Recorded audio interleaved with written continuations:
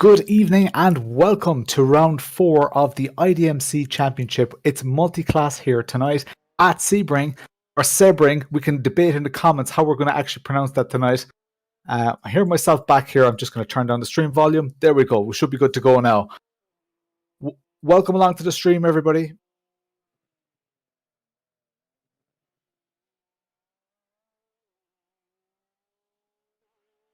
I'm still seeing the entry levels. Still seeing the entry to the stream here. Sorry about the dead air there. I was just hearing myself back. Welcome along to the stream tonight. This is round 4 of 6. Why am I... Ronan, I'm hearing myself there. I'm just going to mute you there. Sorry, dude. I don't know why I'm hearing myself back there. Sorry, guys. It should be okay now. I think I've muted him. So all good.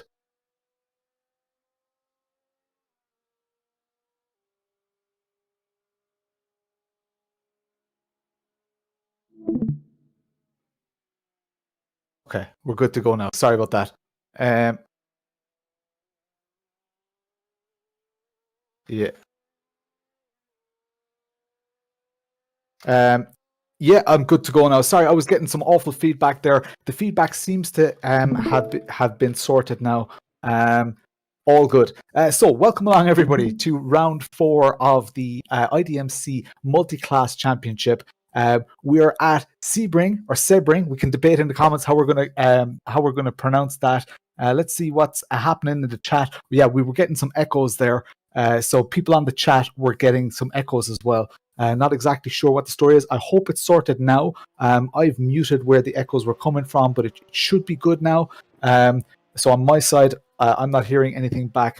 If you're still having issues, hey, Phelan Pritchard Gaming, Noel Farrell in the chat. Everyone's going through quali at the moment. Quali at this track is extremely important. It's a tough track to pass on. It's quite an easy track to make a mistake on. Most of the overtakes we're going to see tonight are going to be as a result of small mistakes. We're going to be joined by Kevin Galvin in a little while. He is just on the way in. The race is starting in. We've got 15 minutes of quali in total. We're nearly 10 minutes into that quali. Our sponsors tonight, as usual, are Simucube, ESE. It's 10 minutes of quali. I'm just stand corrected. So we're actually going straight into the race now in about 10 seconds time. Sorry about that misunderstanding. So at the moment, Josh Malin is leading up the quali standings. Oscar Mangan is there, and Jordan Kelly is ahead of Timo Hayden. Timo Hayden, of course, had a massively good start to this season, but since then, everybody else seems to have upped their game slightly and really giving him a challenge. So rolling starts here tonight, not a standing start. So that's going to be interesting. We're going to see the classes separate quite early on, and of course the front car gets to dictate that pace. So until that front car actually takes off, nobody else is allowed to overtake. So that front car has a slight advantage when it comes to that, but these people that are racing tonight, they're well used to these starts. So we've got our lineup coming up on the screen there. We've got Timo Hayden is leading the championship, with Josh Malin there we go. Timo Hayden is leading the championship with 275 points. He has a very commanding lead. Josh Malin on 220 and Oscar Mangan on 210. That's going to be one to watch tonight. Even though we're only round 4 of 6, we do have a drop round. So all of our drivers are able to drop one of the rounds except for the last round. So the last round is a night round at Le Mans. A lot of you will be familiar from Le Mans. I know a lot of people in the chat were actually doing a Le Mans race at the weekend. You're probably still a little bit tired from that. Driving there at night is no joke. Multi-class makes it even more difficult. So it's going to be a hell of a battle here tonight. Tonight is a very important round for a lot of people. If we focus down the table a bit, Alex Dunn, who's shown incredible form throughout the whole season so far, but he just lacks that little bit of consistency with finishes. Look at P5, P6, P7, all the way down to Jordan Kelly, who is an outsider. If Jordan Kelly has 1 or 2 good rounds, he's right up there to pushing for P5, P4. So the places in this LMP2 class are definitely up for grabs. Everybody needs to work hard as they can tonight. Tonight is going to be no pushover. The test of discipline that we're going to see tonight, especially from these GT3 class drivers, is going to be incredible. They really need to be confident in their lines. If they're not predictable for the LMP2 cars, there's going to be a problem. Robert Moore has been very consistent. He's had a little bit of bad luck along the way. Dennis Hanley Jr. is a very, very welcome driver this season. He's definitely showing that he's putting in a hell of a lot of practice. We've got Vladimir Ponomarenko in P3, and we've got Stachkevicius, sorry for my pronunciation, and Luca Thingard, who actually won the first round. All those points are very, very close in those top 5. Again, as I say, everything to play for. This is the current lineup with no dropped rounds yet. So as the season goes on, we're going to see these points, but really at the end of the last round, that's when their worst round is going to be dropped, and we're going to see this potentially all change. We've got a very, very stacked grid tonight. Lots and lots of cars on the grid. With the multi-class at this track, it's going to be extremely difficult for everybody to just keep their cool. Of course, it's a long race with a mandatory pit stop. So that's going to be very, very interesting. We're going to see some cars pitting early. On a track like this, if and when it does become quite difficult to overtake, you're going to see the undertake or the undercut strategy on the pit strategies. The undercut is usually employed when a car has pace, but they just can't get past the car in front. They might pit slightly earlier, get that fuel, because you can't make it to the end of the race with the fuel. I think there's a mandatory tire change. I might stand corrected on that. There's definitely a mandatory pit stop. Don't quote me on that, drivers. You were in the briefing and I was just slightly late for the briefing, so I missed out. As we're speaking and as I'm introducing it all, Kevin Galvin has actually joined the chat. I'm not sure if you're there, Kevin. Hi, Lawrence. How are things? All good, all good. I need to take a drink. It's my first introduction. It went absolutely terribly because we had a couple of sound issues, but I recovered well, I think. Not to worry. Look, it's not like we're experts at this thing after all this time. Anyway, not to worry. To be fair, I think we all got a bit of a jump here, starting a small bit early at the 4th round of the IDMC. If Lawrence hasn't already told you, Sebring, interesting track, very, very popular on the service, very popular generally. I think a lot of people think it's kind of a really interesting track, makes for good multi-class racing. Obviously it's like a mini IMSA, isn't it? It's almost like an IMSA preview. We have LMP2s, we have GT3s, and we're running around the track in Florida. It feels very I feel like John Heindorf is going to drop in at any moment and do lead commentary. Lawrence, what do you make? Josh Malin finishing on top of qualifying. Obviously, he's not really in the running so much, but Oscar Mangan very much, and Timo Hayden in 4th place. That's a real surprise, given how this championship's gone thus far. Exactly, and we're seeing the same happen in GT3. You were talking about multi-class there, multi-class cars, but this track is known for its multi-class surface. We've got bumps, we've got smooth, we've got tarmac, we've got concrete. You've driven this a lot. You know how difficult it is when there's only one class. Imagine an LMP2 car catching you fast in a corner where you can't make space. Yeah, this is my little chance to do a little humble brag where our team Wildfire Racing, shout out to them. We actually won the Sebring 12 hours bottom split, but it doesn't matter. A win is a win is a win. And it was an all GTE class. I love racing the Corvette around here, the C8R. Unfortunately, that's not on the service. And look, I suppose we're talking about this championship, but on the iRacing official service, the schedule dropped, of course, this week for special events. No GTE cars in any of the special events. Lawrence, I know you're not a big GT3 fan. Are you a GTE fan? Do you feel upset that? Do you know what? I'm warming to GT3. I'm really loving the Fanatec and VRS series on iRacing. So they're just really nice to pick up and just do a race here and there. The racing, especially in the some of the middle and higher splits, tends to be quite good. But as for multi-class, my multi-class experience in iRacing is relatively limited. It's limited only to league racing, really. I've not really done any of the IMSA events or endurance events, but I'm hanging to do some in the future. Yeah, I have to say they're absolutely spectacular. Anybody who hasn't done it, definitely, I would give it a go. It is good, nothing better than getting a couple of your Aussie. See, I think that was John McDonald catching a little bit of grass there, going through that double right-hander. But yeah, it is some of the best fun you can have on the surface. It was actually the very reason I joined iRacing was to do team racing, and found the Wildfire lads. But also there's other teams. The VRA guys do brilliant driving. I'm not nearly quick enough to be one of their cars, but I do like to think I have the turn of wit that some of those guys do. Really, really funny team, and obviously Nuremberg 24 Hours winners this year, and a couple of their drivers involved. Valentivas Marcinkovas goes top of the timing table with a 148.2. Oh, that's warm up, so it doesn't really matter, does it?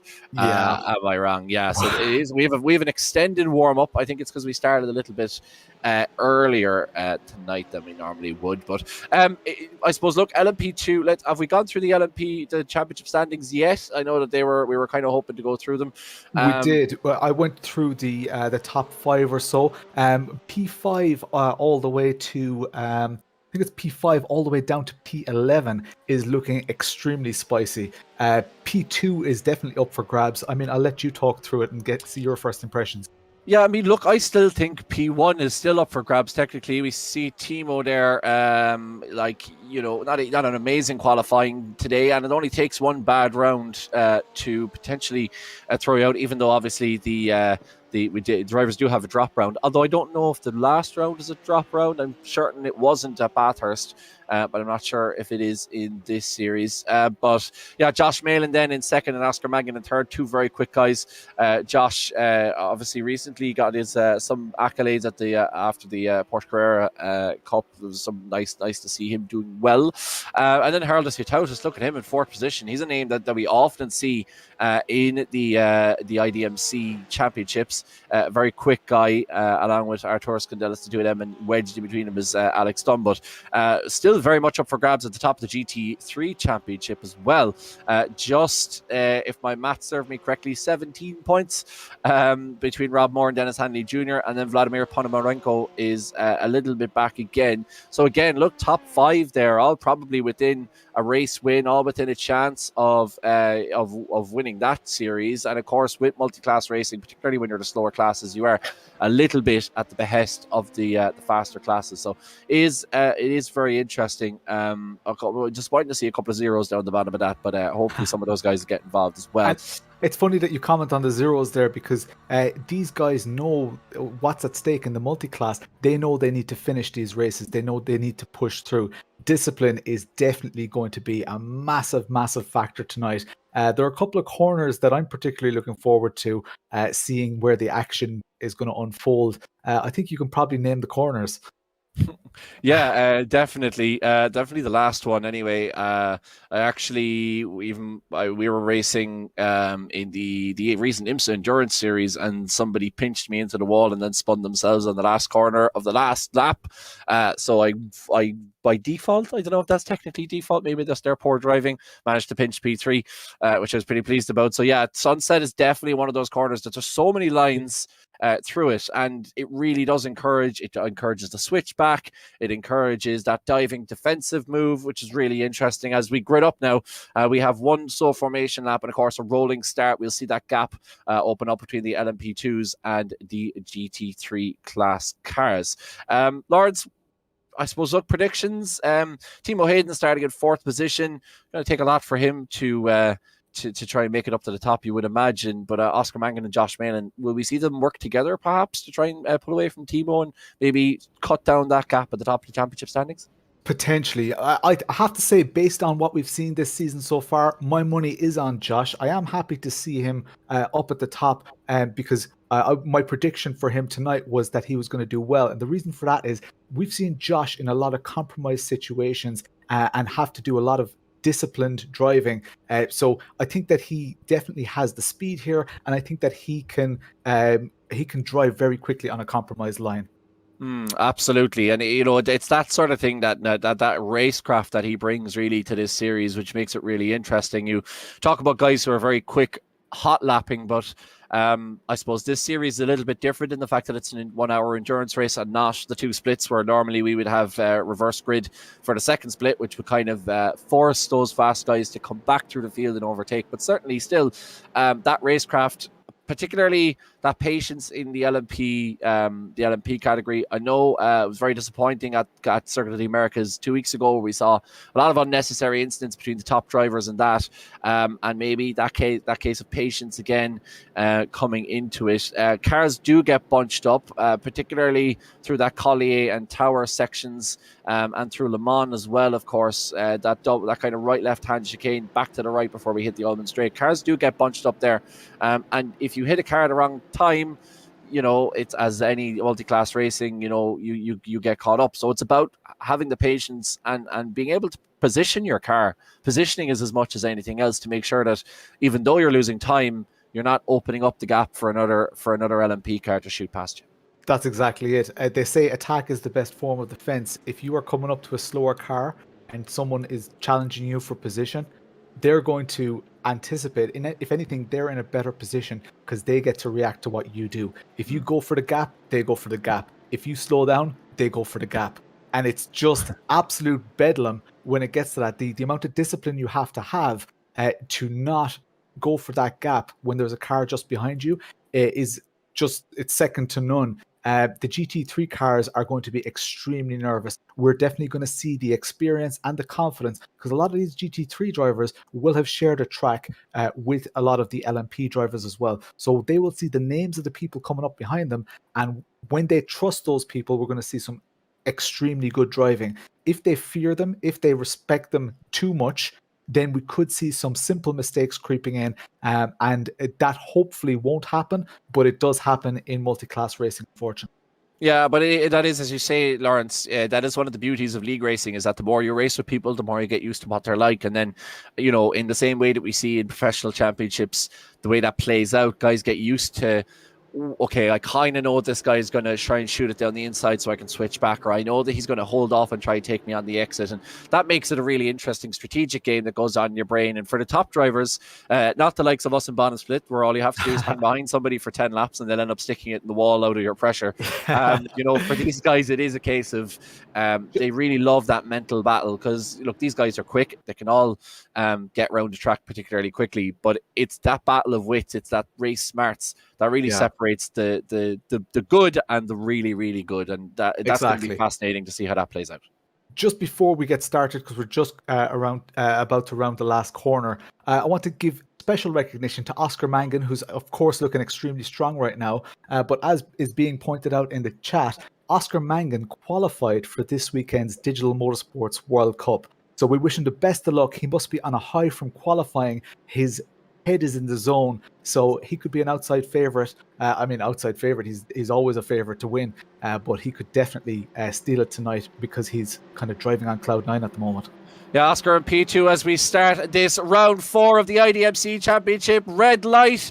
And we're across the line, no lights. We're ready to go here. Josh Malin already into a lead and taking that outside line as we go through the opening corner. 3.64 miles around here, Sebring. A couple of cars going wide there already. That dirt is dangerous stuff if you get on it. Very, very slippery indeed. Josh Malin now leads Jordan Kelly, and Oscar Mangan gone all the way down into 4th position. Not sure what happened there. A little bit of contact there, potentially between Harold Zitautas. Oscar, we're on board with it now. He has Timo Hayden right behind him, and those two came together, of course, in the Circuit of the Americas. We're still in North America, of course. Let's hope there's no contact again now. Oscar trying to go down the inside of this hairpin. This hairpin comes back on itself, which encourages that Ryan move down the inside. Oscar goes down the inside of Brian McManus, but Brian's holding on to the inside line, and it's 2 abreast there as we go through the exit of the hairpin, heading down now towards Fangio and Collier. Of course, that is a right-hander here. Timo now sinking it down the inside. He's gotten ahead of Brian McManus, as has Oscar Mangan. So it's Josh Malin leading from Jordan Kelly, Oscar Mangan, Timo Hayden,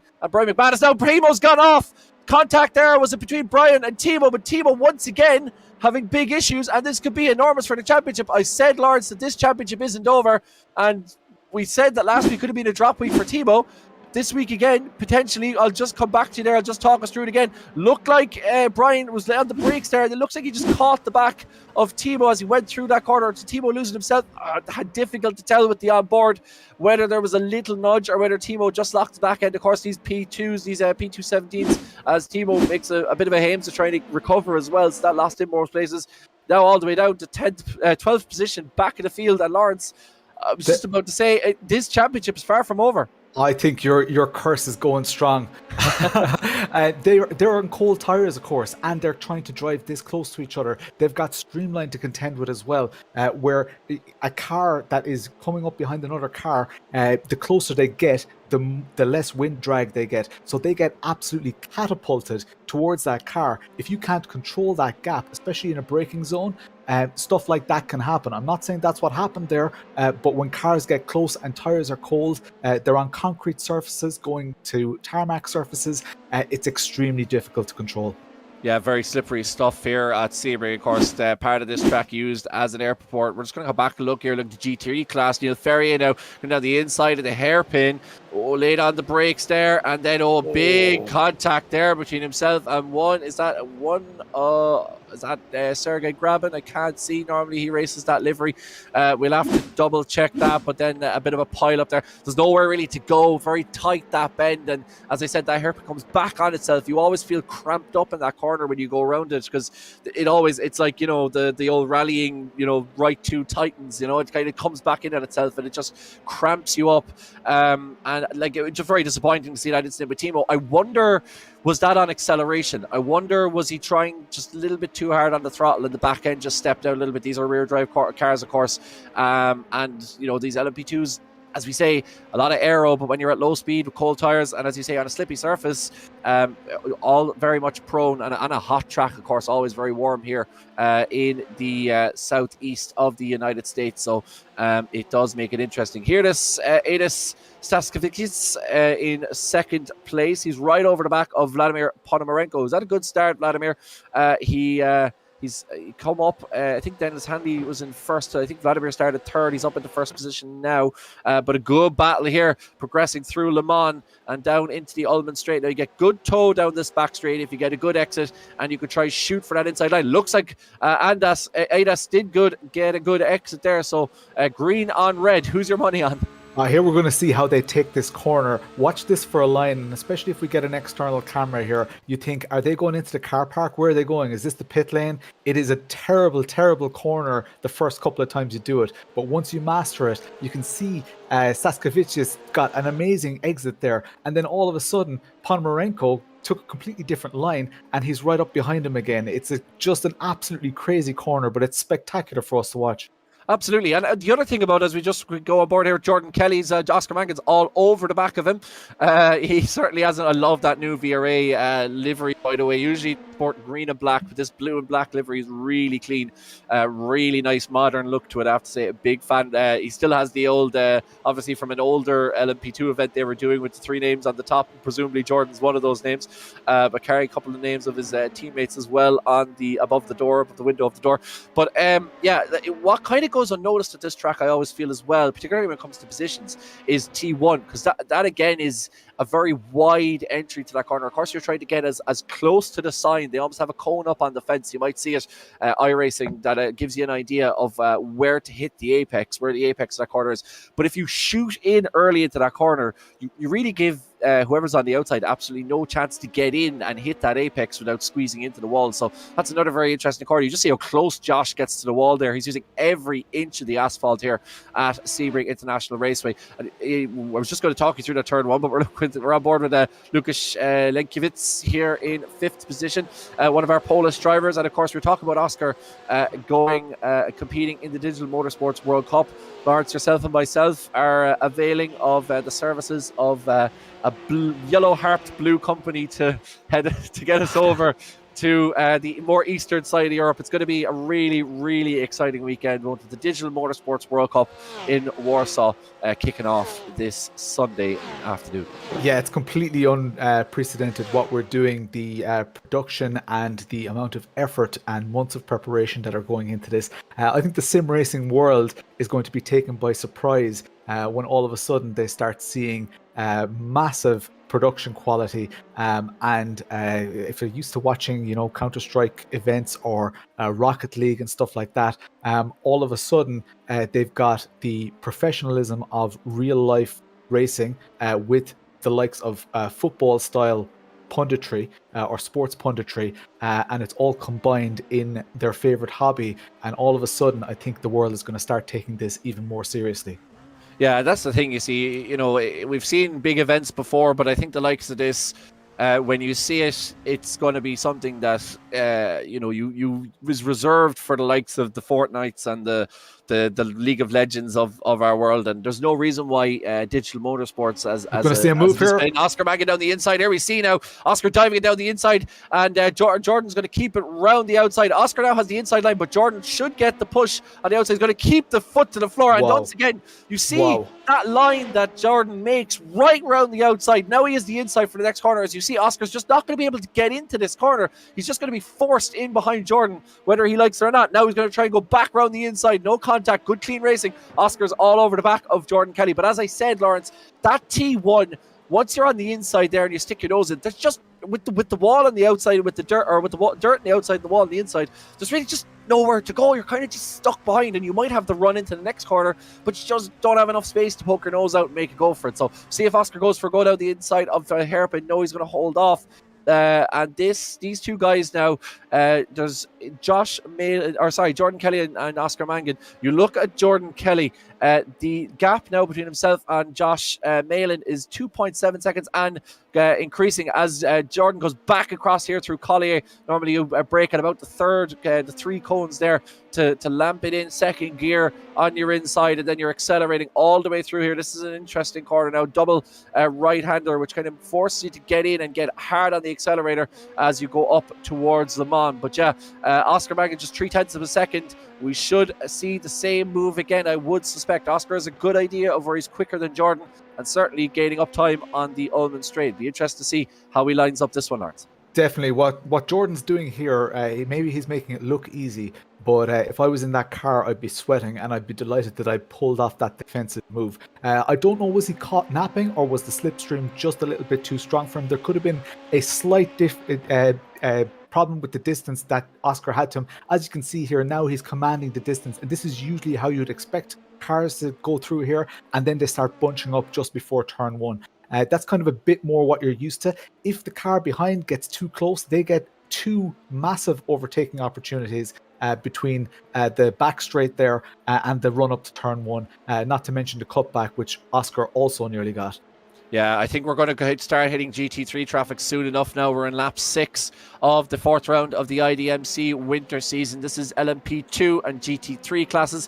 Very IMSA-esque of next year, now that they've dropped the GT class. And as we were saying in the iRacing special events, that's Peter McCann losing a little bit on the outside, but doing well to keep it together. As I say, that outside dirt is just so slippery, so easy to lose the back end, and all of a sudden you're gone straight into the barrier on the left, and your race is over. Good work from Peter McCann. What happened there is, I bet you his VRA teammates told him, his spotter told him that he's live on the stream and not to mess up. That's the type of team VRA is. The amount of fun that they have in that team. They actually drove this car at the weekend for a 24-hour race, and your Tautas goes, Kundelis goes off the track. Difficult rejoin there. Yeah, Kundelis just getting too hard to brake. See Timo Hayden going past him. He's in 10th position, our championship leader, all the way back in 10th. But Kundelis just getting laid on the brakes. And what difficult about these LMP2 cars, they're a bit of a strange beast to P217s. They do have traction control, but they don't have ABS. So the car kind of fights itself if you lock up under braking, because it doesn't really know what to do, and the back end's kind of swirling around. So you have to be very careful about how you do that. If you're late on the brakes, you make life very difficult. Timo going around the outside here of Arturas Kundelis and Arias Diamantis. Now Kundelis getting ahead of Valentinas Marcinkovas, who was fastest in the warm-up, but on qualifying, where probably matters. Timo now 10th off Arias Diamantis, and expect to see him make up a couple of positions here, Timo Hayden. We're still on board with Arturas Kundelis and Timo Hayden ahead of him. That's a really nice livery that Timo is sporting, the black I had a t-shirt from Penny's, very similar to colours to that. He's flashing the lights. He's going to make a move, but I think Arias Simantis isn't going to give him any space as we get up to a GT3 car. You just see there now, that's such a difficult corner. GT3 is going to stay with them.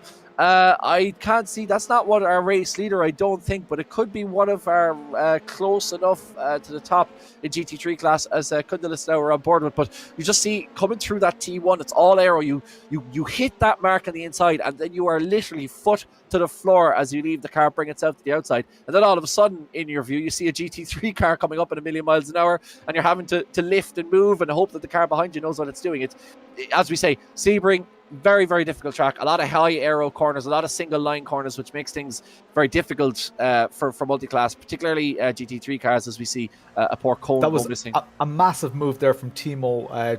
Really sent it and made it stick perfectly. He was super late on the brakes, and look at that gap he's built, and the two are backed up behind him, so it's given him a little bit of space. He's hoping to get past this GT car before the next little tricky bit here. I don't think he will. He's going to try and get around the outside. He does make it work, to be fair to Timo. That's good move there by the German in the 96 car. Peter McCann now 8/10 of a second up the road. You would suspect on the form that Timo's been in this championship that he will make up that gap. It's already down to 6.6 seconds. And look, Peter McCann's a very, very quick driver. Make no bones about it. But when it comes to guys like Timo Hayden, these guys are alien quick. I mean, you know that word is used, but it is seriously alien quick. As Arias Simantis goes around the outside, he's compensate there slightly to make sure he doesn't hit the wall, but he is all over the back now. Arturas Kundalis, these guys are good friends. They've raced together, although Arturas isn't giving him much space down the inside. Arias is still going to try and hang it. He hits the apex on the outside. Arturas is going to keep it on the inside. There's a GT3 gone wide, and he's fishtailing left and right, and he's gonna not hit the barrier. I think just about. I don't know, was he too busy watching the action than watching where he was going, but he completely got caught up in that. And you see them now pinned in behind a Porsche GT3 car. That's Kevin Shine losing it again on the outside, and it's just, as we say, we were looking at Peter McCann holding it in a very similar position, but it's very, very, very difficult. You have to balance the throttle and try and keep that the nose pointing forwards as best you can. It is a very difficult trick there, especially if you're already overcompensating to try and keep in the corner. You're already kind of bringing in that oversteer, and that's just emphasized on the slippery surface. But Timo Hayden up in 8th position. What is the case now for Timo Hayden? Like, how do you try and compensate as best you can? Or in his mind, is he thinking, you know, like how you just take it next few minutes at a time? Are you already looking at strategy? Could we see potentially Timo use maybe the disadvantage to his advantage, which means he could be a little bit more flexible on his tire choices and potentially try the undercut? 100%. That's exactly what I was going to say. Timo is going to find himself in a position now where he's going to overtake maybe one or two more cars relatively easily because of his pace. We can see his pace by his championship standing. We know he's going to do extremely well in this race. The strategy is going to make a massive difference. So as soon as he starts getting held up by a car, that's when he's going to strike, because he's going to hope that when he gets back out, he's going to have that clean air. Maybe if he pits a couple of laps before anybody else, he might actually pass them, having done a couple of seconds a lap quicker. In the meantime, with the fresh, I don't know, are they getting tires tonight? I'm not 100% sure, but he will have that confidence. As you can see him carving up the GT3 field here. He really does do a great job in traffic, doesn't he? It's a brilliant job in traffic. And Timo's a great idea as well of, you know, the more you race multi-class, and I can say this from experience, the more you get a sense of where traffic is and when you need to stop. You get a sense of how long your pit stop is going to take. You use your relative to the best of its ability, and you kind of think, right, okay, so there's a couple of GT3 cars. Pit stop is around 35 seconds. Okay, I might pit this lap, but by the time I get to the next lap, I'll have enough in a gap of them in my LMP2 that, you know, if I pit, I'll be coming out 5 or 6 seconds ahead of them, and then I have the whole road ahead of me. And it's those choices when you're in the car. We talk about the strategy.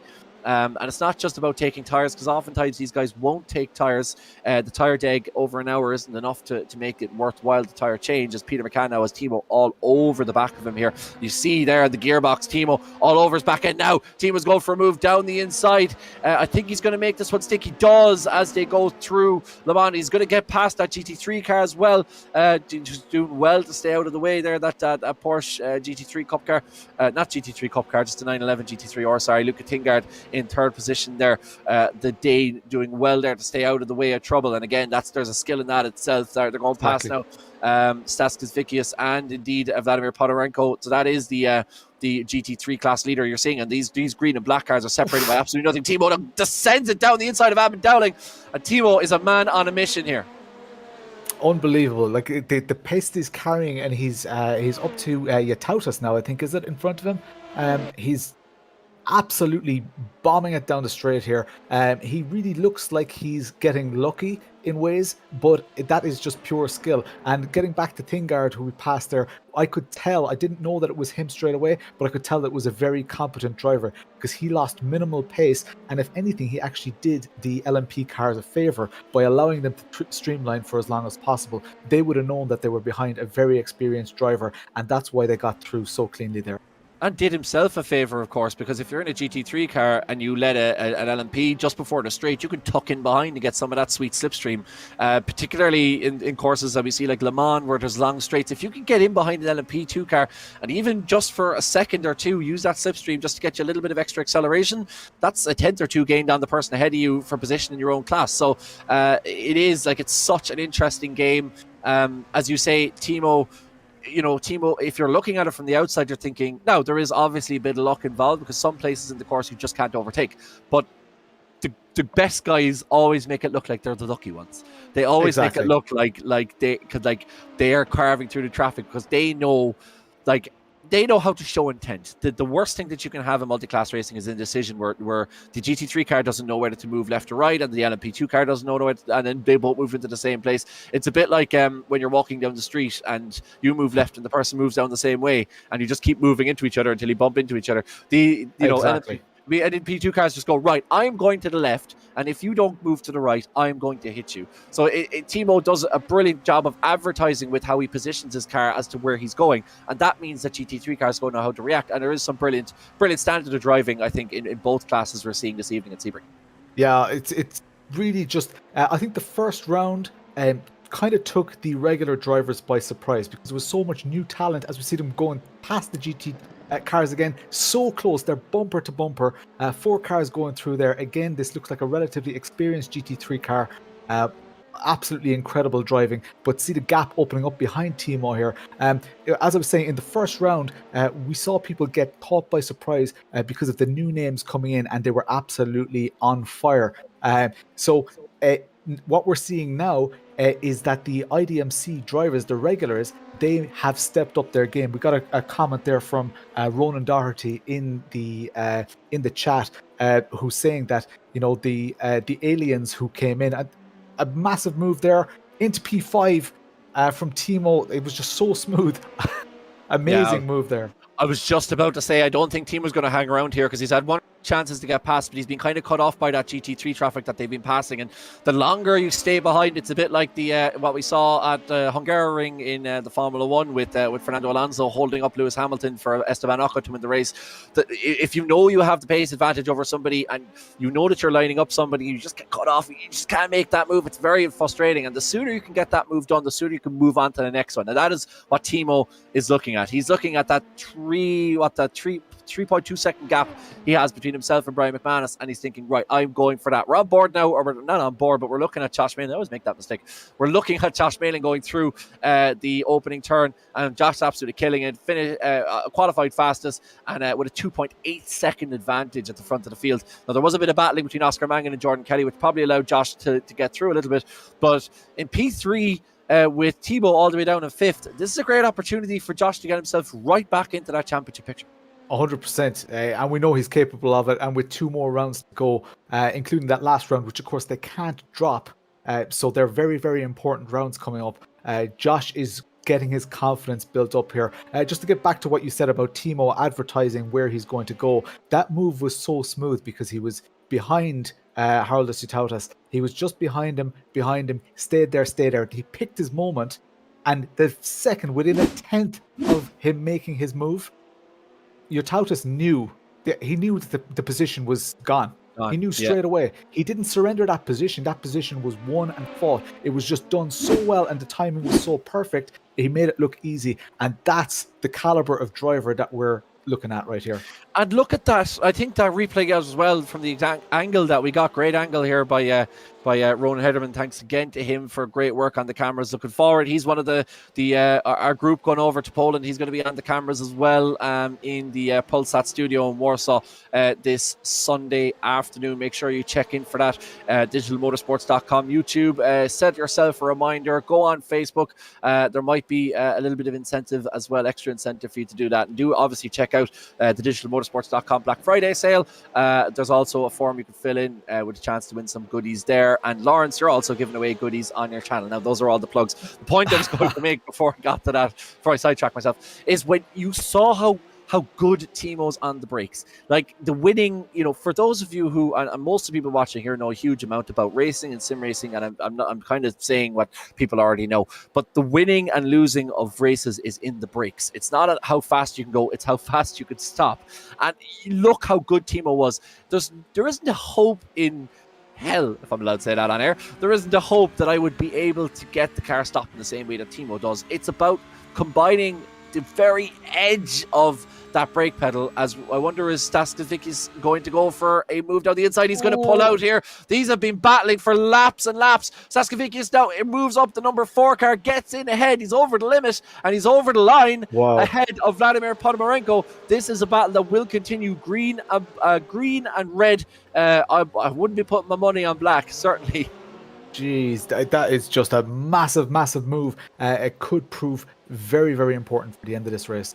Yeah, a huge move. Really good. Just sent that down the inside, and the ability to fight that understeer and really, get that. Like, that's the thing about Sunset, because it comes back in on itself, and it's almost like a double apex, but it's a single apex corner. It's a very awkward one with all the bumps. That the minute you feel like you can start pushing the car to the outside, you probably can't quite, because that car just gets pushed to the outside wall all the time. You're kind of fighting the corner all the time as you're going through there.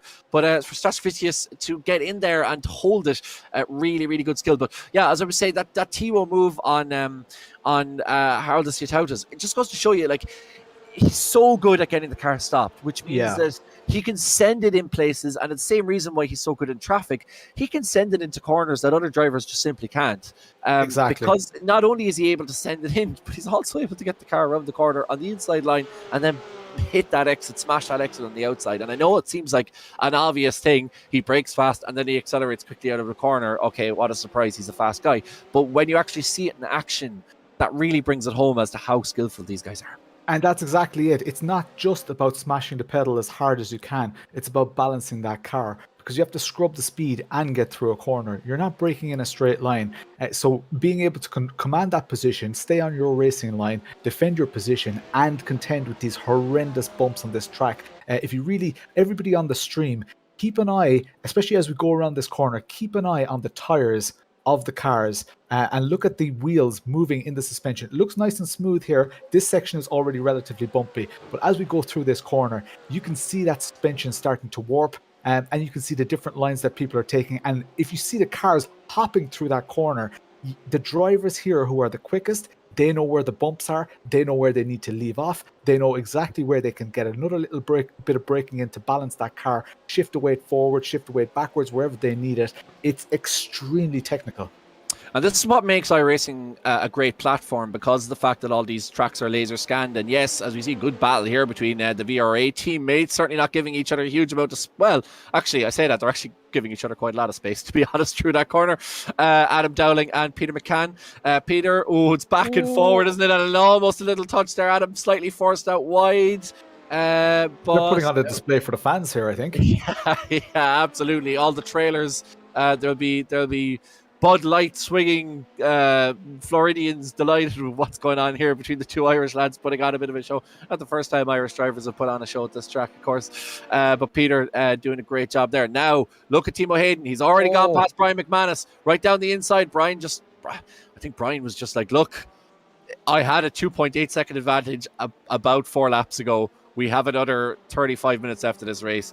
Just have it and give me your toe, please. Because this is the thing about Timo, for the other drivers, particularly for guys who probably won't be going for that championship, Brian is in a brilliant position here, right? You've Josh Bain, Oscar Mankin, Jordan Kelly, and Timo Hayden.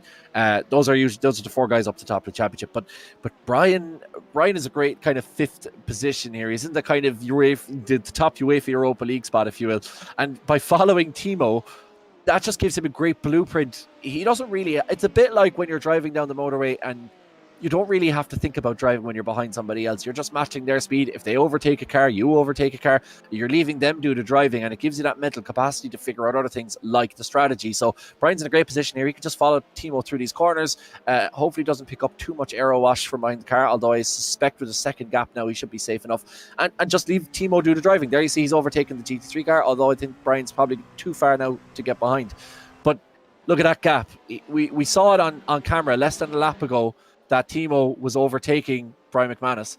Gap's now 1.8 seconds. That is incredible. It's absolutely phenomenal. The discipline that is needed here. I do think that Brian probably didn't make Timo's life too difficult there, like you say, because he knew it wouldn't be worth it for him. All he's doing is inviting those quick guys that are behind him into the battle. So letting Timo go, getting that little bit of slipstream is probably the best thing to do. Don't forget as well that if you get P5 in every round of a championship, you have a potential podium because the cars around you, they're all finishing well, not finishing, they're finishing low down. If you have a consistent P5, generally you finish higher than that in the actual championship table.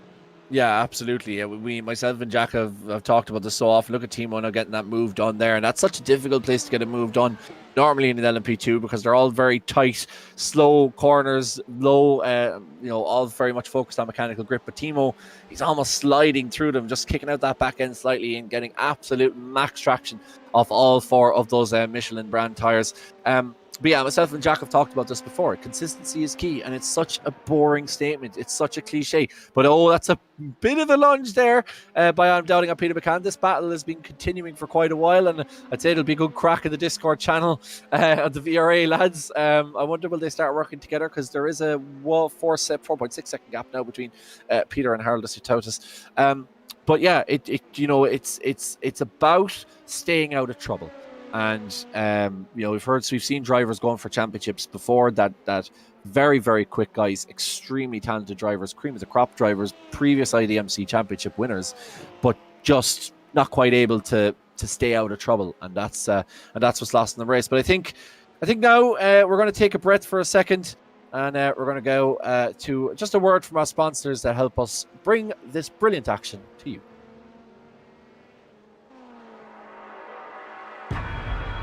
They say that perfection doesn't exist in this game.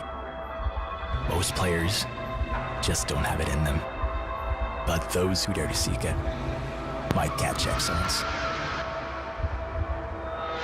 And that sounds perfect to me. So, I'm done playing. Let's drive.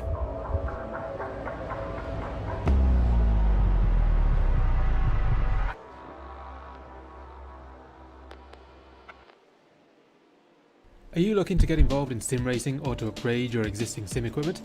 Digital-Motorsports.com are the world's leading one-stop sim racing shop.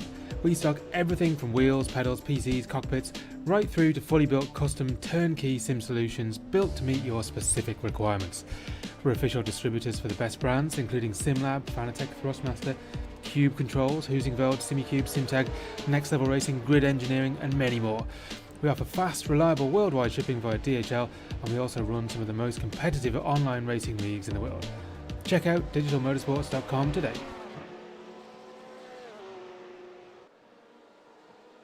And we're back with the GT3s with Luca Thingard here. These guys are still relatively close together. A very, very good battle going on here for the top 3, Kevin. Yeah, I love this. This has been developing over the last half hour, and some brilliant moves. We saw Adis Staskevicius go down the inside of Sunset. We see Vladimir Ponomarenko behind him, and now Luca Thingard getting involved because Luca has just been running lap times, very consistent, very solid, of course, very good at Spa. On the opening day, took the race win that day, if memory serves me correctly, though I could be slightly wrong. Yeah, he's just been watching these two guys go at it, and he's like, okay, chaps, ye go at it, ye work away. I'm just going to hit my lap times, and eventually I'm going to see the back of your bumper. And look at them now pouring through the T3 and T4 here at Sebring. It's just a great...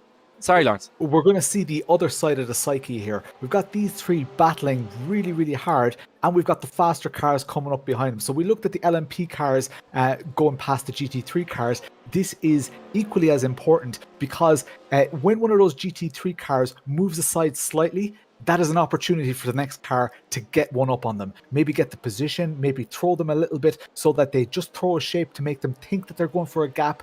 This is as difficult for the GT3s now in this situation. They have to think about the quicker traffic, but they also have to think about what position they're going to have once LMP2 car actually passes them out.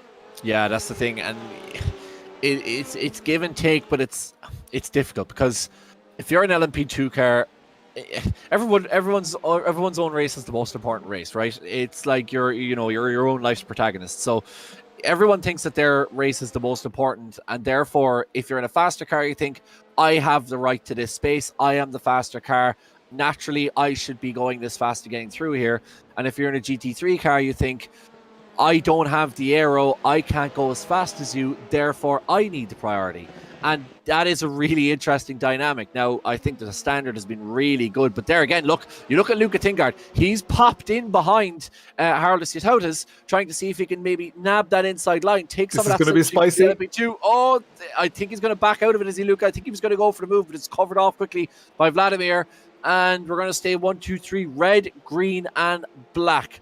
This is like... That's exactly what I was talking about. That was beautiful. Very well commentated, very well spotted there. It was exactly what I was talking about. He had to do that because the car in front of him could do it as well. He just got that extra foot and a half. I think he was a little bit late or a little bit harsh on his braking maybe and just got that slightly wrong. But absolutely incredible to see that. Looking down the inside.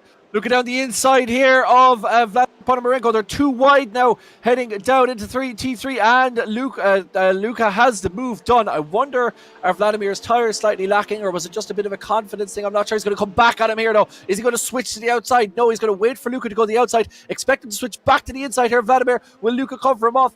He doesn't, actually, Vladimir. He's just going to stay in behind. I wonder, you look at that lack of grip that Vladimir had. I mean, I wouldn't say lack of grip because he kept it around the outside and kept it too wide, but he did hold off and leave Luca take the inside. I wonder, is Vladimir just thinking, right, this is where the strategy comes in. They need to work together now. That gap has gone up to 1.4 seconds because, as you say, Lawrence, you know, Adis now is in a position where he can run whatever line he wants, right? Exactly. Barring LMP2 sending it down the inside. Whereas when you look at that action, you were talking yourself, and I called it, when one car attacks on the inside, another car covers them off. They compromise both of their lines. Oh, that's a contact between an LMP2 car. That is, I think, Arius Humantis, is it? Arturus Candelas it is, going around the outside of Luca Tingard. Tingard had the outside. Arturus went down and I don't think Luca Tingard saw him. A little bit of contact, and that is Arturus Candelas' race over. Luca Tingard, I don't think was expecting Arturus to go down the outside, or if he did, he kind of was basically like, that's your problem. And now Luca has Vladimir Ponomarenko all over him. So it just goes to show you that traffic. Luca inside Vladimir, nice and easy. And now once again, these two cars come together, and that is always the way as Arias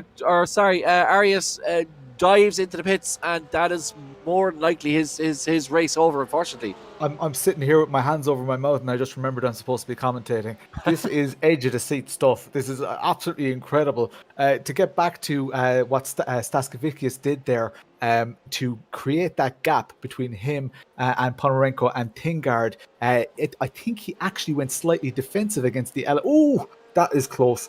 Slightly defensive against the LMP2 car, which backed up the traffic and allowed him to get that second of a gap, which of course breaks the slipstream as well, and now he has a 2.7 second gap. Yeah, and look, that is enormous, and that's the way these multi-class races work out. And look, that 2.7 second gap is enormous now, but if Adis gets held up with some LMP2s, taking his racing line, and these two guys are able to work together to make up that gap, then all of a sudden it's back down again. And that is the beauty, I think, really, of multi-class racing, is that it's so dynamic. It just never stops. It always shifts. It's not like a sprint race where, like you see in Formula 1, where there's a DRS train for 20 laps and guys are just following each other around. That literally cannot happen in multi-class, because there's cars running at different speeds, there's cars having to give and take, and there's traffic, there's everything coming into it. The strategy, and as we see Josh Malin now pit for his mandatory pit stop, he has got in ahead of Oscar Mangan. He's followed by Jordan Kelly, Timo Hayden, and Brian McManus, and Harold Sitautas. So Oscar Mangan now has have to drive the in-lap of his life if he's to make this overcut work. None of them are taking tires, I wouldn't suspect. Oscar's going to be held up. No, he's not. He's going to send it down the inside of this GT3, but he did have to go in slightly more slower, I suppose, maybe more obvious, to make sure the GT3 didn't pull across him into the racing line. But that could have lost Oscar some time in the 99. Delara P217. He looks like he's coming up on lapped LMP2 traffic now, which is interesting. Josh Malin as a back out now, 45 seconds. Now, we don't know exactly how long a pit stop takes at Sebring. Not one of the longer pit straights, it must be said. So 45 seconds. Josh should still come out with an advantage here. Should. I emphasize the word should. Come out with an advantage after Oscar dives into the pits, but we'll just have to see. Oscar is the only one pretty much of the front runners that is that had decided not to pit with the leader. He decided to go out and make his own strategy work. So it'll be interesting to see how long he can push this. 30, normally about 35 minutes is your fuel calculation. We expect to see Oscar dive into the pits here. He does. So I'm not sure how much time he's able to make up there. Whether Oscar was just able to conserve his fuel better, whether he's on a slightly saving strategy. And of course, I'll finish this ramble soon, Lawrence, and I'll let you step in. Sorry, but of course, the thing about iRacing and the thing about all racing is that the less fuel you have I know it seems like an obvious thing, but the less fuel you have at the end, the less fuel they have to fill. So if you can stretch an extra lap out of it and you can stay on reasonably full pace, not only do you gain in terms of potentially traffic, but also you gain because your pit stop is literally shorter because you're putting less fuel into the car to get you to the end. Exactly. And as soon as those cars, we saw about 7 or 8 cars all go into the pits except for the leader. As soon as they go into the pits, they're focusing on each other. They're racing each other. So when they go out, they see the car in front of them, get used to their, being back out on track, different fuel. This could be close. Sorry, LD. Sorry to cut you off. This could be Josh Malin coming down. Oscar Mangan has taken the lead in the pits. Oh. What a surprise. And I said should. There was quite a big gap between Oscar and Josh Malin, but Oscar has made that extra lap count. Whether he was slightly fuel saving, I'm not sure, but he has made that extra pit stop time count. And now all of a sudden, the championship is flipped. Oscar is ahead of Josh, and Oscar now is the one putting pressure on Timo Hayden for the top of the championship. He got an incredible run. He actually had a relatively quick back marker in front of him. He might have caught some slipstream off them, but to be 2 seconds ahead at this stage, when Josh, my gut was saying Josh had a nice undercut on him, Oscar must have driven the lap of his life with fumes in the car to get that far ahead.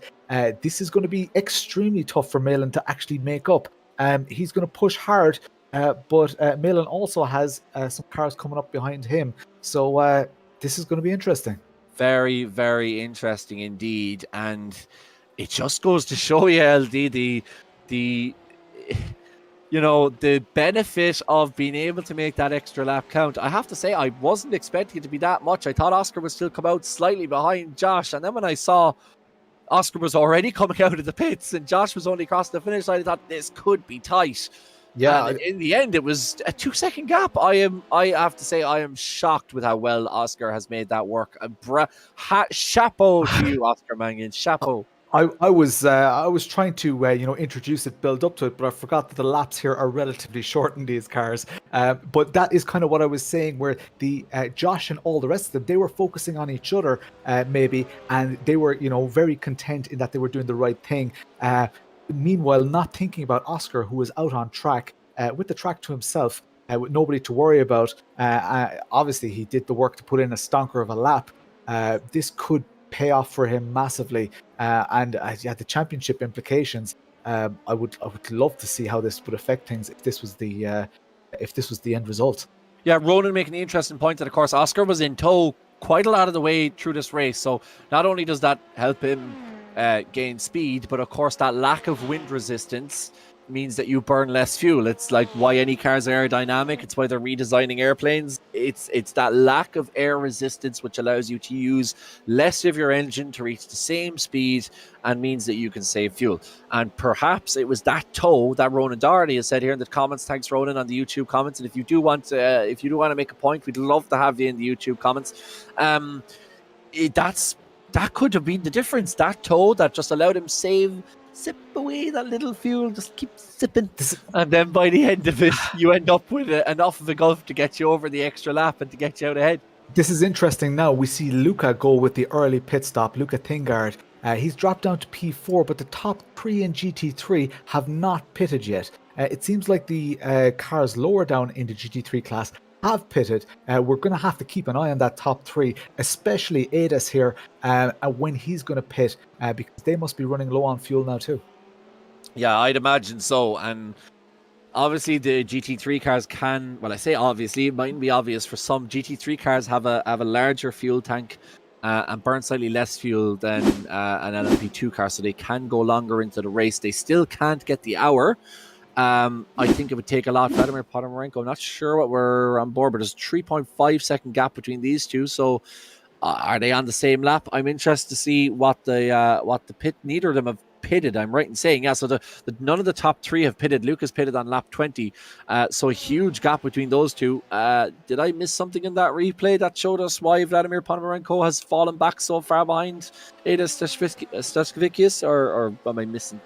I'm not 100% sure, but I'm not sure if those gaps are correct. If I see the Josh Malin gap to Oscar Mangan, that seems to be 45 seconds. So I'm not 100% sure what's going on there.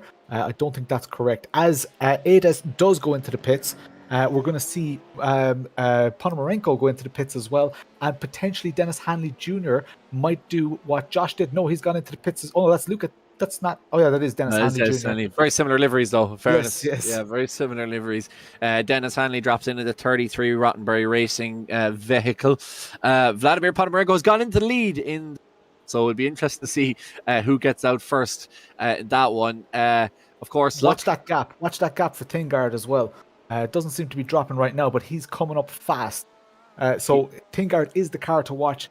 See if he can if his undercut has worked here. We've got cars exiting the pits. This is going to be close. This could be another very, very close one. Luca Thingard crosses the line. Adis Stashkevicius does take the lead just ahead of Luca Thingard, and Vladimir Ponomarenko is in behind as well. So that gap has actually opened up between those 3 cars in the pit lane. Vladimir Ponomarenko, again, 3 seconds behind. I think that gap is right. And behind him is a 2.4 second gap between himself and Luca Thingard. Those cars were separated by the width of an ant's anatomy over the last half an hour. And now all of a sudden, with just over 15 minutes left, 16 minutes left on the clock, it's stretched out. Let's take a breath. And Lawrence, let's talk a little bit about Sunday. It's going to be a huge one. The Digital-Motorsports.com World Cup, the first of its kind. We are heading to a fully professional TV studio. Getting jitters even thinking about it. It's going to be massively, massively exciting. How do you feel heading into this weekend? Well, I mean, a production like this, what we're looking at right now, already requires a team of people, people that you need to depend on. What we're going to be seeing on Sunday, there are going to be people in charge of lights. There are going to be people in charge of makeup. You know, this is a level that has never been seen before. That's not you, Lawrence, is it? I'll be sure to pack my own. What we're going to see here is a level that most people here they might have seen. Maybe at the start of COVID when Formula One, people were kind of playing the F1 or doing the F1 sim where there were real drivers and celebrities involved. But this is just a little bit more. There's something at stake. The prize pool is, I don't know if everybody on the stream is sitting down, but there's 20 grand at stake, and people on the stream, so people who are watching right now, can also win Cube Controls wheel. They can win the Corsair headset. They can win Help me out here. There's more. There's definitely a lot more. I shouldn't have started naming them without knowing them. There is a whole chunk. There's a huge chunk that you can win yourself. When you think about it, 20 grand is almost a year's wage for the vast majority of people who are like, okay, minimum wage and annual wage. 20 grand is close to what you'd earn in a year. Yeah. You have the opportunity to win a year's wage in a single race this Sunday.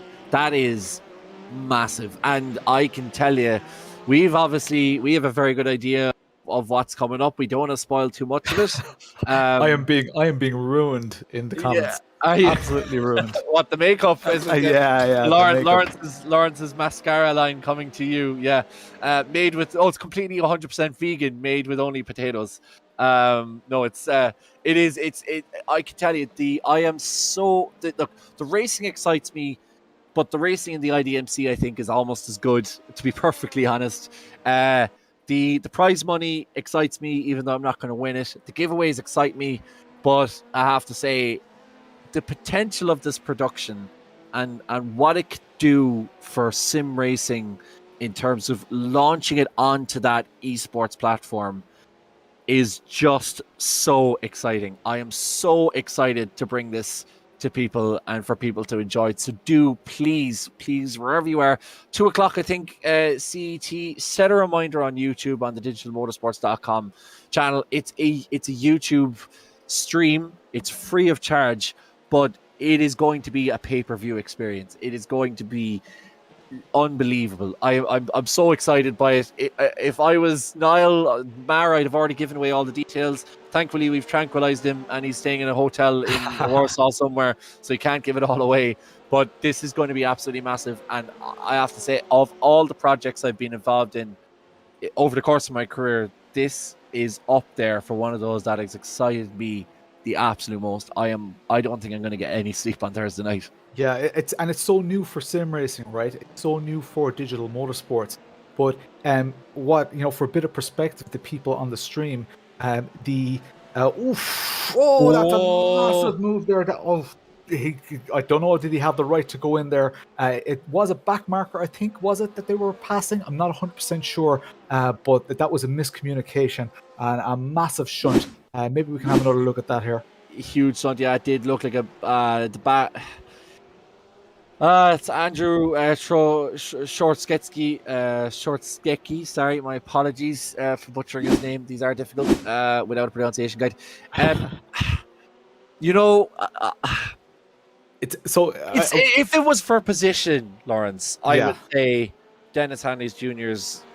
It's his culpa. He should be stopping and leaving Andrew go ahead.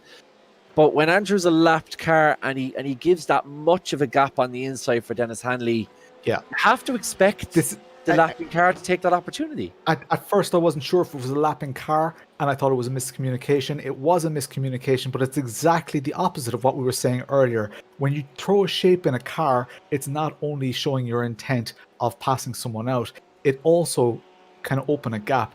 In that circumstance, a car already went through the gap was still there. Dennis had every right as a faster car going for that gap, especially when the gap was open. Even if he was battling for position, he did have a right with the gap open so far because the car in front was on a pretty unnatural line. So that is unfortunate. That does happen, unfortunately. That comes with experience, and that's the experience that we're talking about. Sorry, Lawrence. To get back to Sunday, just for a bit of perspective for people on the stream, it's not just us doing this with lights and makeup. The teams who are involved are far bigger than the sum of all of our parts.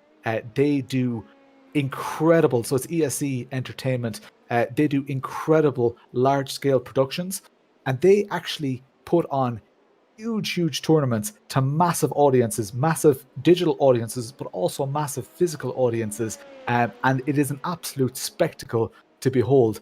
So do tune in.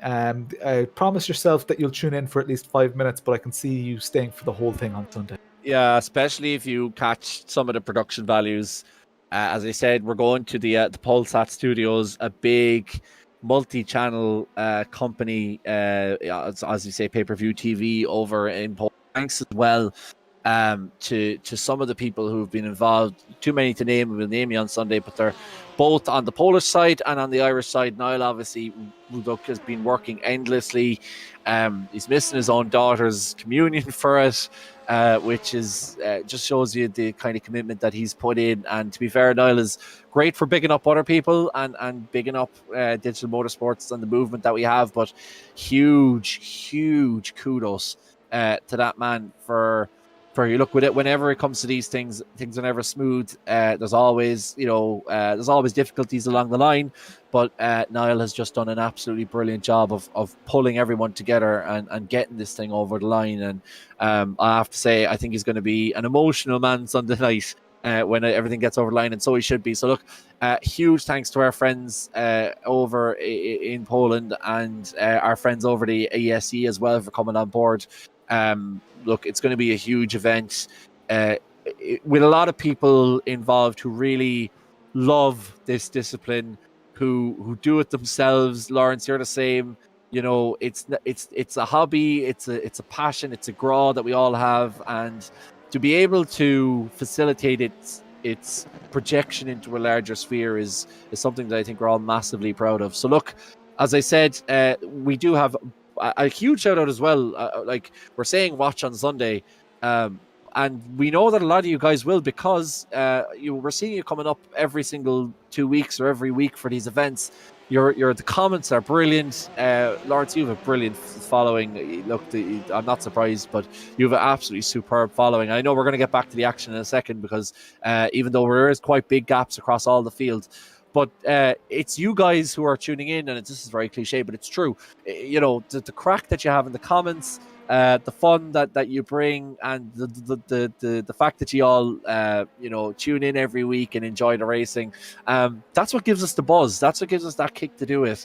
And like, we could be getting paid to do this, and we could be broadcasting to 5 people and not getting any comments. And honestly, you could pay me 3 times as much and it wouldn't be half as interesting or fun. The money it's all about the fun and the crack and the bringing this to you. So thanks to all of you who are just so brilliant at tuning into the IDMC, and we're really looking forward to having you as well for on Sunday. I can tell you, audience participation, unlike some other sim racing events, is going to be, not that that's a dig at others, that's just a different style choice, is going to be sent front and center of this event. So if you're tuning in and you're going to get involved, you can be sure you'll be involved in the event, and you'll get your name mentioned out. So do have a watch. Lawrence, after all that, 6.5 minutes to go here. Oscar Mangan in first position. What a tactical masterclass from him. And if this is the race that does project him back into the championship standings, he's absolutely deserved it. We're talking about what separates the good from the really good, and Oscar's strategy just proves that, even though he's getting slightly caught up with traffic, but he's a 2-second gap on Josh Malin. He has timed this race to perfection. Yeah, Josh is just incredible at chasing cars and getting what he wants on track. I did tip Josh to win it. I did say that Oscar was an outside favourite when he was down in P4. Absolute masterclass. You nail on the head. He's maintaining that gap. He got a little bit slowed down by the GT3 car here, but with about 6 minutes to go here, we've probably got 4 or 5 laps left. So there's not much in this, but I think that Oscar at this rate, unless he gets very unfortunate with traffic, I think that he can keep this up and see out the win. But look how hard Josh is pushing in the background. He knows what this race means. Absolutely. I love the way you said that, Josh. You said Oscar Mangan is good at chasing cars. The first thing that came to into my head is Oscar playing the bass for Snow Patrol or something. It's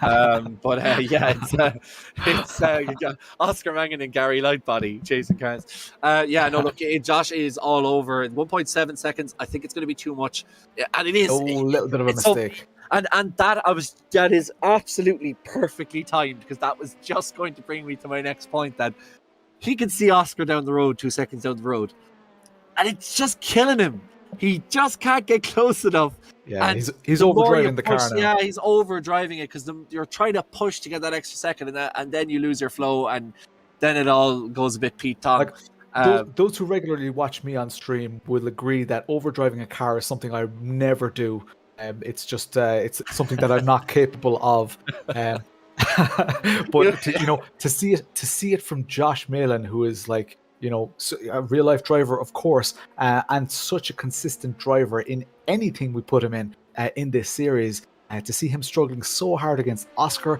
Oscar, of course, is somewhat distracted by qualifying for the World Cup on Sunday, and here he is on cloud 9. Yeah, it's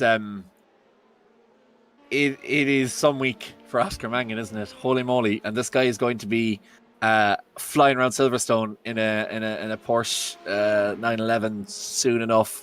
Come Sunday, flying the Irish flag. What a week it would be for him. Heading over to Poland, this win in his back pocket, heading into the last two events of the IDMC championship, knowing that he's very much in with a shout of winning again. Of course, he was our last championship winner. No, he wasn't. Sorry, that was the V8 Supercars, but he had won a previous championship, that which I can't remember. I've done so many now, I can't remember.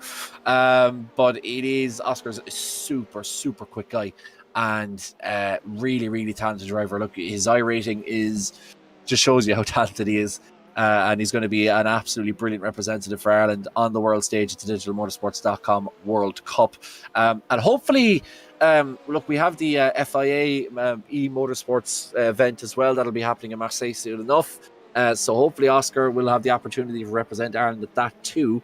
But that is down the line. All sights now are on Sunday for Oscar. And if he can turn out a performance like this, I know it's a sprint race in Silverstone, so strategy won't come into it, but it's just you said it really at the outset, LD. It's about experience, and Oscar's experience on and off the track today will see him, barring a disaster, take home the checker flag. Yeah, and that's not discrediting the other drivers either. But what he's done today, is not a display of luck. There are probably certain elements of luck, but everybody gets luck. Everybody gets their nice breaks. Everybody closes that gap because they get a favorable slipstream. But Oscar just did it all at the right time, right place, and we saw on track. Oh, sorry, that was a GT3 car getting it out of shape.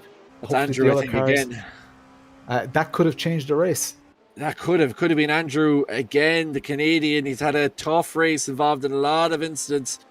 Came around the corner there. Oh, maybe I'm wrong. Sorry. In that case, I apologize, Andrew Tarsketsky. I saw the blue car and I thought it might have been himself because he has had a difficult race. Not much is true, but I could be wrong. But anyway, thankfully, no contact there. That would have been an absolutely daylight robbery. Oscar going down now the inside of, I think, Luke. And again, Josh is going to catch that car in just a bit of a difficult place now.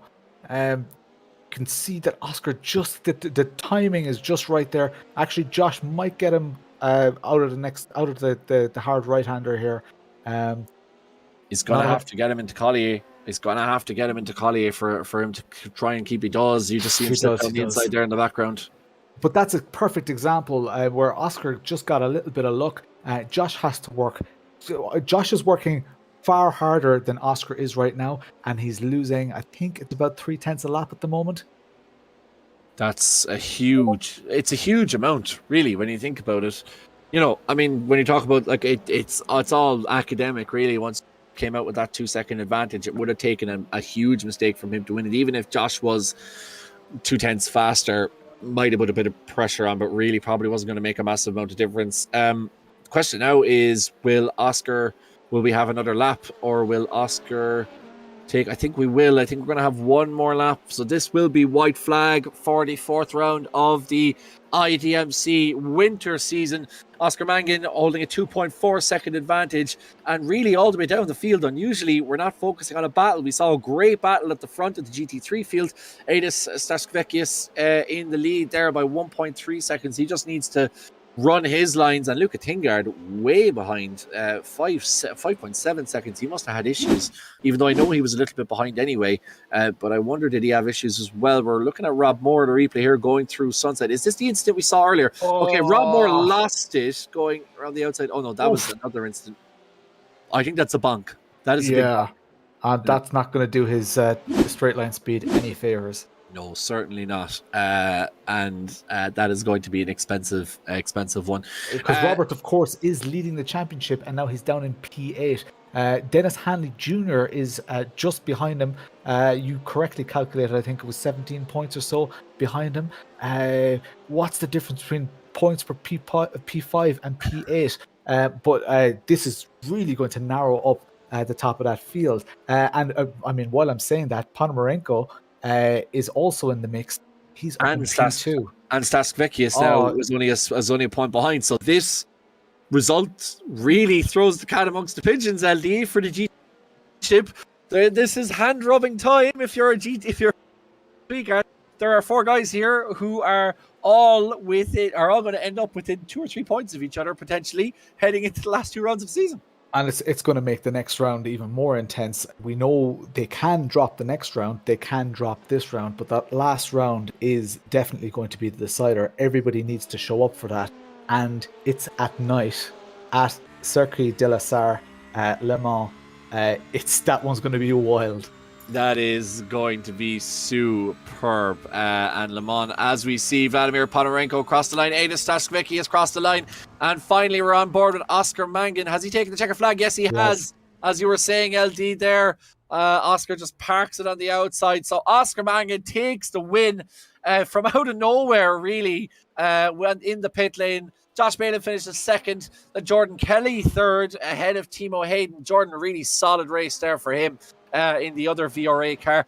Timo Hayden finishing fourth. That's a brilliant result. All the way up from 12th. Let's not forget he had that instant early on in the race.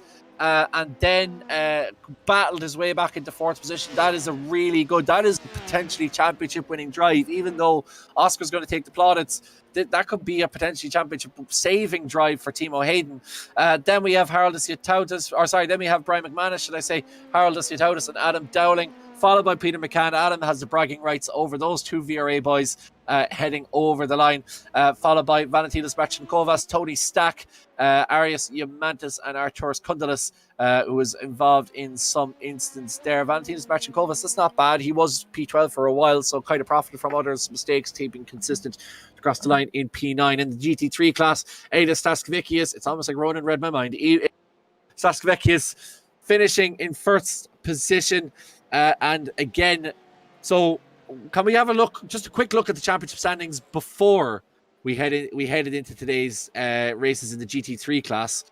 So just to give you a run through of our top positions this evening, it's Adis Staskvekius, then Vladimir Ponomarenko, then Luca Tingard, then Luca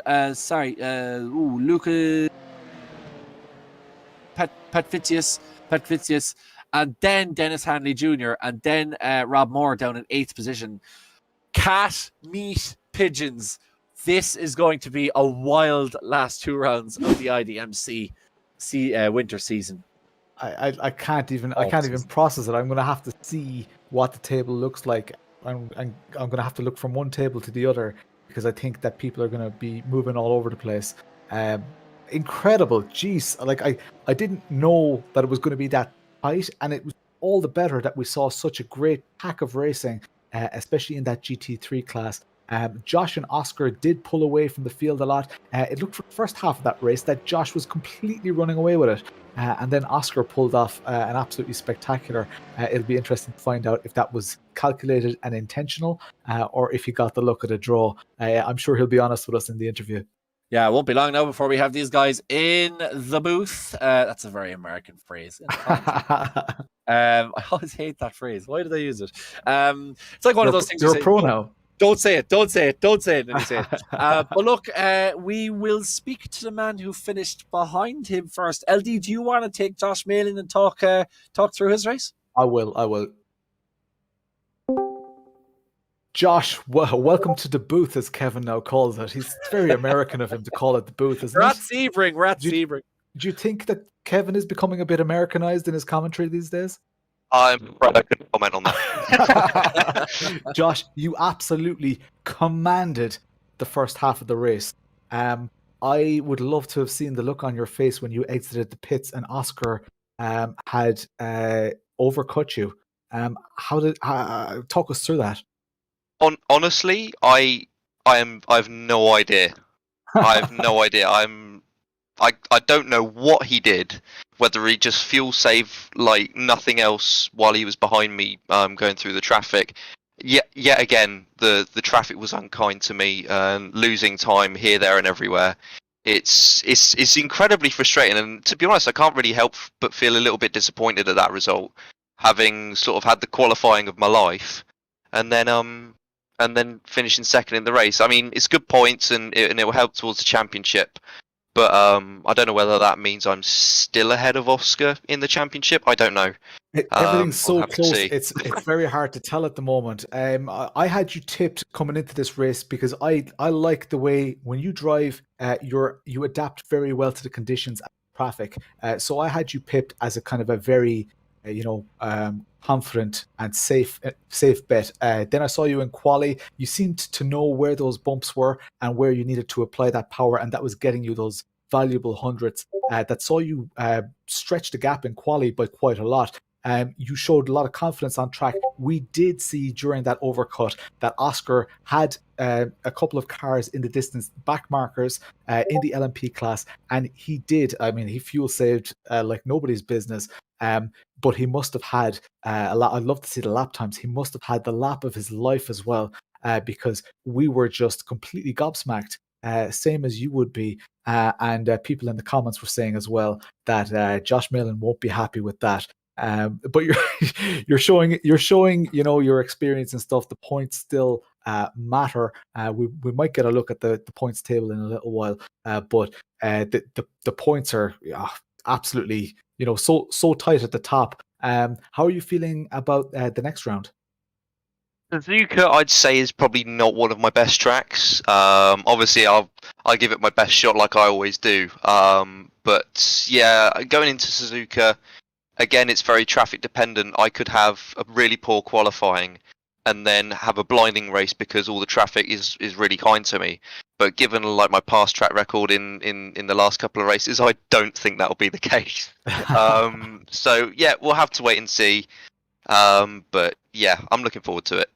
Yeah, as you say, you got unlucky at times with the traffic tonight. It's such a tough track to, once you go on a compromised line, it's almost impossible. Sometimes you are better off waiting, but you start inviting those battles. And we did see you, whenever you were in a battle, we did see you stretch that lead quite nicely, and you were stretching those gaps. So it is unfortunate, but a great drive. You did an absolutely amazing job. You had loads of followers in the chat as well on the stream. Oh, that's good to hear. So yeah, it was great. Is there anybody that you want to give a shout out to? Sponsors, team members, stuff like that? Obviously, all my real world sponsors that have supported me through my racing this year. It's been a magical season in the Carrera Cup. It's a shame it's all ended now. Had the awards evening on Saturday. Spent that with the family and the girlfriend as well. So hi Alice, I know you're watching. And you hadn't seen each other for a while. Was that kind of like a reunion awards night for you two guys? Is a couple of weeks a long time? Yes. Oh, I suppose in that case, yeah. I mean, Alice lives up in York, and I live down in Dorset in England, and that's like what, a 4.5 hour drive. She goes to uni in York. About so 2 in Europe, I presume, at your speed. It's all right. It's all right. It's a good job I like driving, isn't it? No, I'm joking. But yeah, no. Thank you to Digital-Motorsports again for another brilliant series. I look forward to the next round. Excellent. Thank you very much, Josh. Cheers, guys. Kevin, I think we have Adis Staskevicius there. Yeah, Adis, thanks a million for joining us. I know, a little laugh. We still won't get it. We'll get there someday with your last name, I promise. I'll continue winning, so you can. Yeah, yeah, that's it. If I will tell you now, right? If you win the GT3 championship, Yeah. I will Get a tattoo. No, he's going to get a tattoo. God, he's going to get a tattoo. What are you Staskevicius written on it. No, Look, you all heard it here. that is There are not many people on the stream. Many people on the stream know this is happening now. It's in stone. You can't go back on your word now, Kevin. I clearly heard my word. This is not my word. This is your word, LD. This is I heard it too. Kevin, Kevin, this isn't about your tattoo. Let's talk about Adis's race. Well, what I was going to say is if you win the GT3 Championship, I promise I will send a video of me sitting down and learning your last name off by heart and never forgetting it again. Look, a brilliant race, really, really tight. Middle sector, a lovely move by yourself around Sunset down the inside of Vladimir Ponomarenko, but I think surprised us in and how big a gap there was at the end. Kind of, were you surprised by how it all kind of ended up after the pit stops? Were you expecting to have that much of a gap? Yeah, actually, it was a kind of a play because Vlad is really good on starts. Well, he's amazing. He always jumps a few places, but right away I saw that he's not pushing that hard, and I think he used the Monza tactic on me, like running in the second, saving up the fuel, and then undercutting me on the pit stops. But gladly, I have a not very long-term memory, but I still remember what happened in Monza. So I simply reversed his tactics on him and just let him pass. Then conserved fuel, and the rest is history. Well, it's very interesting because that's exactly, obviously you're not aware because they're just flying past you, but that's exactly what happened in the LMP1 class with Oscar. Really? He held on to his fuel, ran an extra lap, and then that made a huge difference. And is that something you're kind of aware of coming into the race? I know obviously that Vlad had done that at Monza, and you're aware of that. But are you aware with Sebring that if you can save fuel, it'll make that much of a difference? Or is that a call you make as you're in the car and as you kind of see how the race progresses? No, I just made the call as we went, and I felt comfortable letting Vladas lead because I saw that I have a more pace than him, so I felt comfortable doing that. And look, I suppose a word as well for the and yourselves because it's a tough track, multi-track for multi-class racing. There are corners where it just all tightens up and bunches up, Le Mans particularly before you hit the back straight. So it seemed like there was a bit of give and take, and everybody was able to let everybody else go by, and there wasn't too much of an incident. How did you find it as being the GT3 leader, as the kind of the courtesy of the LMP2 drivers? It wasn't that bad. I think the last round in Kota was much worse in terms of traffic. This one was pretty alright. I mean, I had one small mishap, but it went alright. Anybody want to give a shout out to Adis before we leave you go?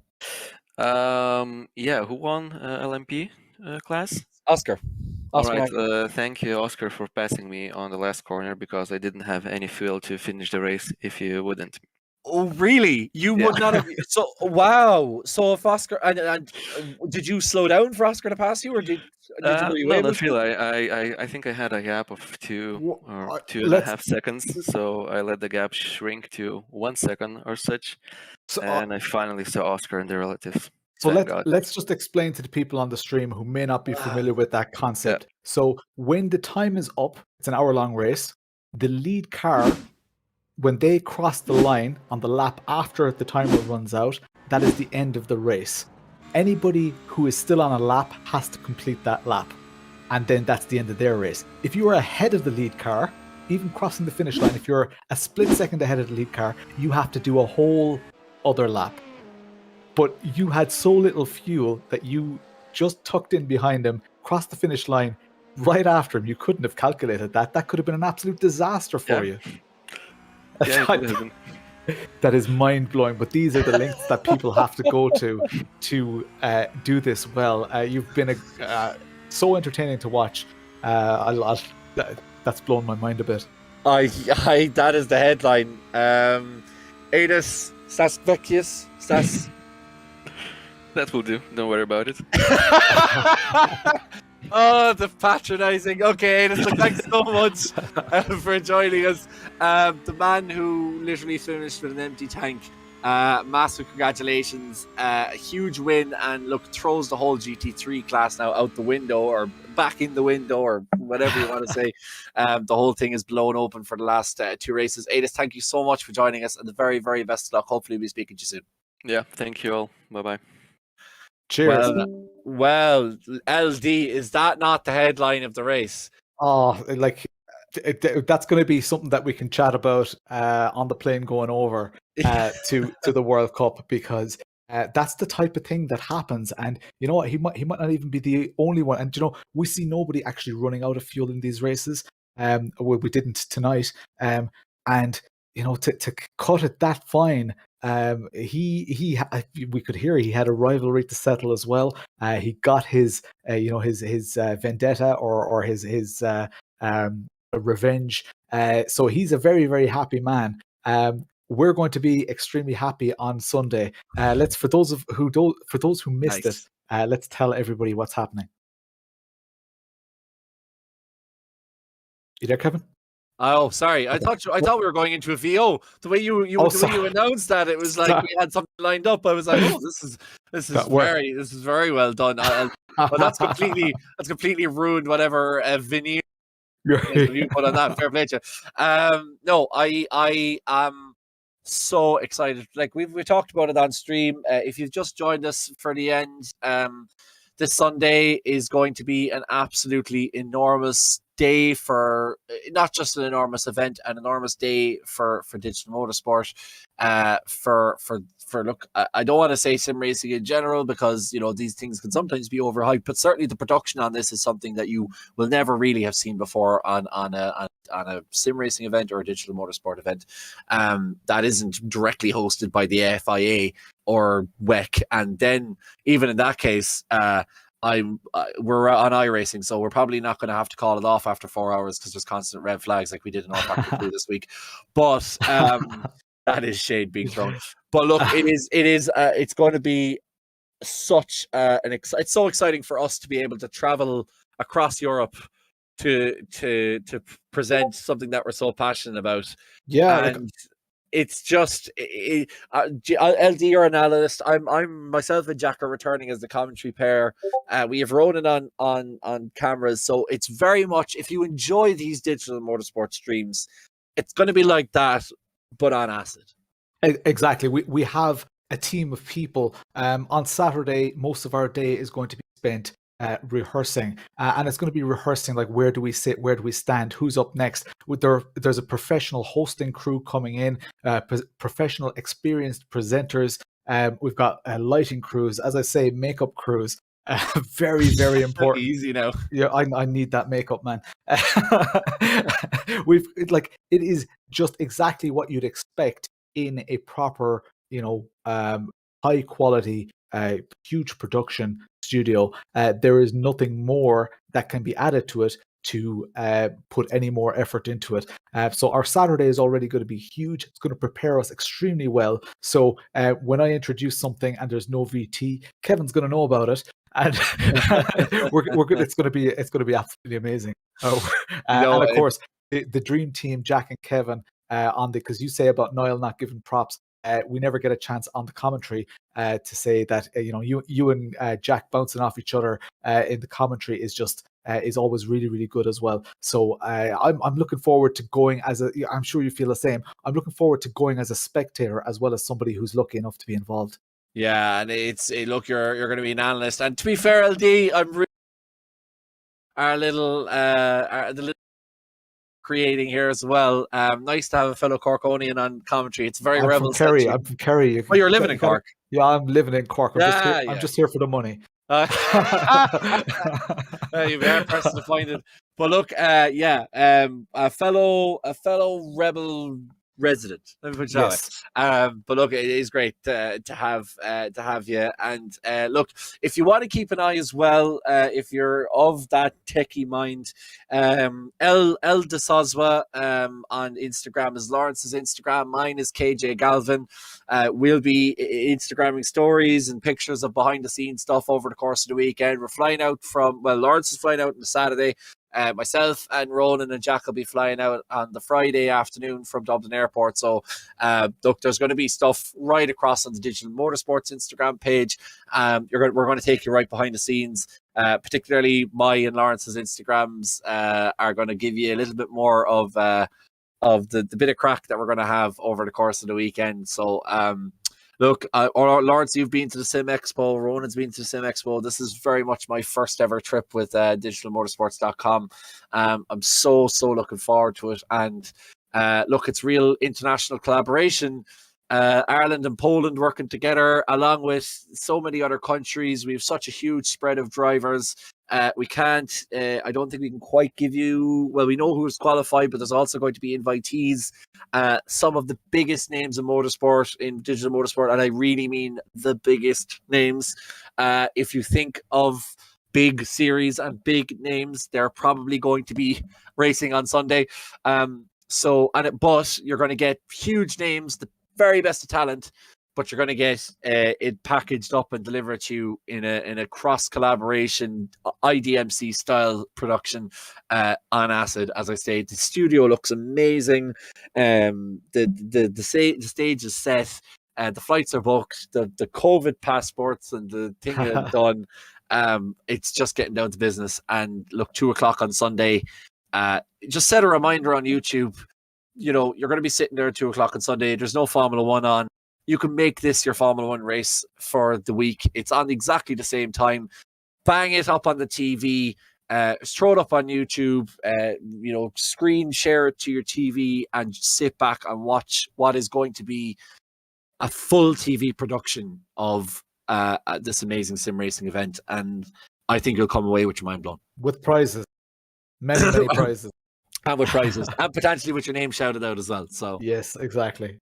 So that's pretty much it, Lawrence. Look, coming back to the IDMC series, it's really, particularly GT3 class, but also LMP1 class. Unfortunately, with the V8 supercars, it was kind of the same guys were involved, but this time around, it is very, very close, particularly in the GT3 class. There are any number of 5 or 6 drivers that could win it with just 2 rounds left. Just final thoughts before we head into next week or next event. Usually at this stage of the season, we see the gap starting to open up because obviously there are more points that have been divvied out, and then all of a sudden we see these gaps appearing. Then the drop round usually brings them closer together. What we're actually seeing right now is all those they must have, the gaps appeared quite early, but in the top 5 especially, we're seeing those gaps actually getting smaller right now. So there's every chance that the drop round might actually introduce gaps there that we're not seeing right now. It is anybody's to play for.